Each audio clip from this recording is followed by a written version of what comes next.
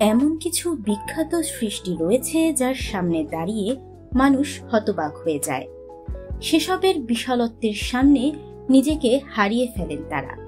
তেমনই এক সৃষ্টি আইফেল টাওয়ার।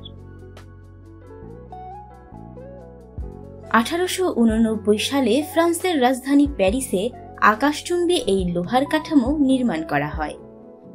টাওয়ারটির নামকরণ করা হয় এটির রূপকার বিখ্যাত প্রকৌশলী গুস্তাভ আইফেলের নামে। 4টি মূল স্তম্ভের উপর ভর করে আইফেল টাওয়ার উঠে গেছে প্রায় 1000 ফুট উপরে।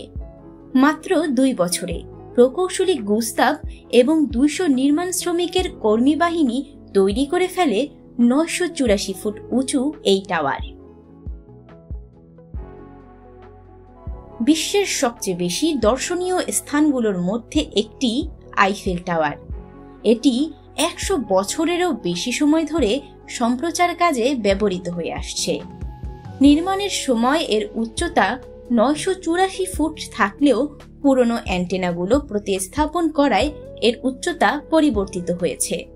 বর্তমানে আইফেল টাওয়ারের উচ্চতা 330 মিটার বা 1082.69 ফুট। তবে 18,000 লোহার কাঠামো ব্যবহার করে তৈরি আকাশচুম্বী এই ধাতব কাঠামো বছরের সবসময় একই উচ্চতা ধরে রাখে না। কখনো একটু বাড়ে, আবার কখনো একটু ছোট হয়। গরমকালে আইফেল টাওয়ারের উচ্চতা 15 সেন্টিমিটার পর্যন্ত বেড়ে যায়, কারণ প্রচণ্ড গরমে ধাতু প্রসারিত হওয়ায় গ্রীষ্মকালে সামান্য হলেও বৃদ্ধি পায় টাওয়ারের উচ্চতা। অন্যদিকে শীতকালে এর ঠিক উল্টোটা হয়। তীব্র ঠান্ডায় সংকুচিত হয়ে আইফেল টাওয়ার কয়েক মিলিমিটার হলেও ছোট হয়ে যায়।